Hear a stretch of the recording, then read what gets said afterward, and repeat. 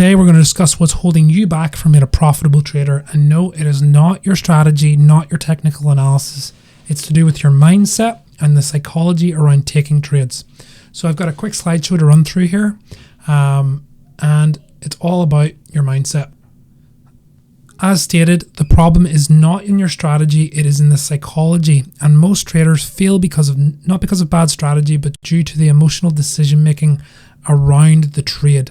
And this looks like things like revenge trading, chasing price, FOMOing in, and poor risk control.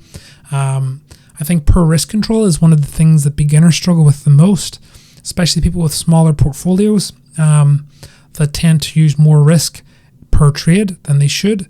And what also falls in under this is moving your stop loss, getting rid of your stop loss when you think a trade's going to turn around for you. So these behaviors, they are normal and they stem from our survival instinct, but they're not profitable. As stated here, our brains aren't wired for trading. The human brain is wired to avoid threats and survive, not to follow a trading plan. And the best traders have a plan, and the best traders are the best losers. And we are not built to lose. We are built to avoid losing. And this makes us generally bad traders unless we can retain our responses and we can stick to the plan. So why does trading feel like survival for a lot of us when we're in these trades? And whether it's going against us or it's going with us, we get those emotional highs, those emotional lows. And the reason I think that this feels like survival for a lot of people is because they associate trading with escaping their 9-to-5 grind.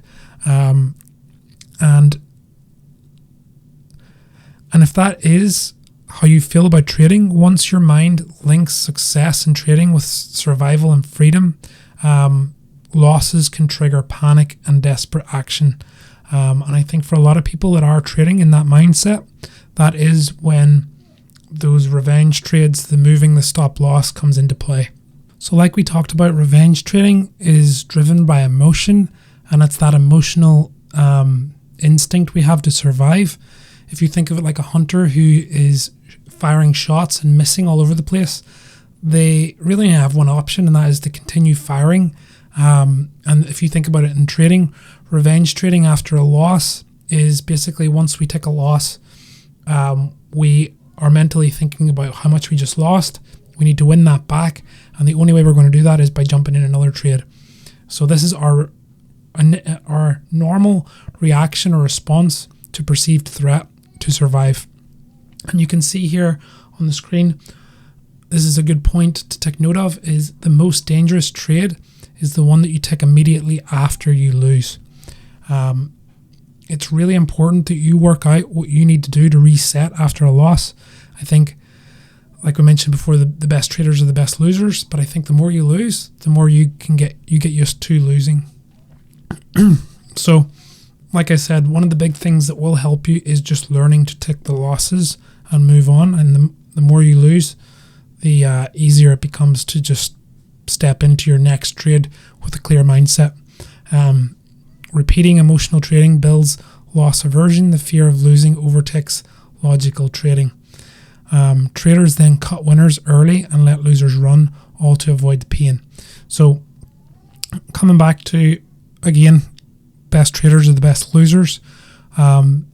This kind of psychological impact or emotional that we have about, traders cut winners early. Basically, instead of letting a trade run to a 3-hour, they get out at a 1-hour. They've taken a win, so their win. And then when a trader is negative, they avoid the pain of taking a loss by holding that trade, hoping that it turns around. And this can cause bigger losses.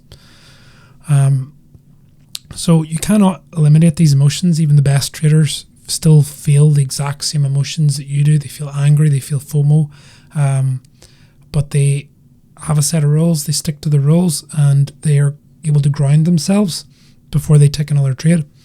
But it's unrealistic to remove the emotions from trading, but with repetition, like we talked about, you can build a new association with trading. And what's really the best thing to do is backtest. The more you backtest your strategy, your edge, to see if it's profitable, 100, 500, 1,000 backtest trades, you'll know if you're profitable.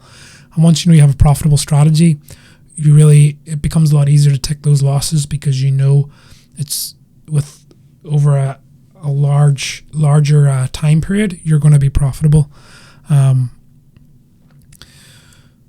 First, fix your strategy, then tackle psychology. New traders should start with backtesting, like we talked about, consistent strategy. And this is a big one for beginners. I know we said in the beginning, it wasn't about your strategy, it's about psychology. But one thing that ties into your strategy and psychology is FOMOing between strategies. So you see someone on social media with a new strategy that's supposedly very profitable, and you ditch your strategy to now try out this new strategy, and you FOMO and you hop around strategy to strategy without ever really spending the time to fully backtest, or make your own strategy, tweak, use different confluences and things like that. Even if you find a basic strategy in the beginning with a 50% win rate, you don't need to change to a new strategy to get the win rate up. You just need to add a few more confluences.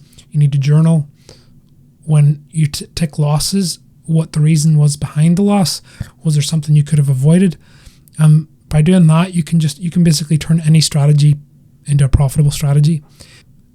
If you start straying away from your proven strategy, then the issue is psychological, not technical. You're just FOMOing. So the biggest, practical fix, I think, is to obviously nail down a strategy that works for you and stick to it. Never FOMO. Set your limits. Don't adjust the limits that you're setting, and set a set of rules, mechanical rules. So defining the entry, the take profit, the stop loss before you ever enter the trade. After a loss, step away and engage in a healthy habit to break the emotional loop, like we talked about. This can be 5, 10, 15 minutes, but I think in the beginning it should be longer. And the more you get used to losing, the better you get at taking the losses. This reset can happen a lot quicker. But that's everything for today. Thanks for watching. And if you have any comments, leave them down below. And if you haven't already, like to subscribe. It helps the channel out. Thank you, and see you in the next one.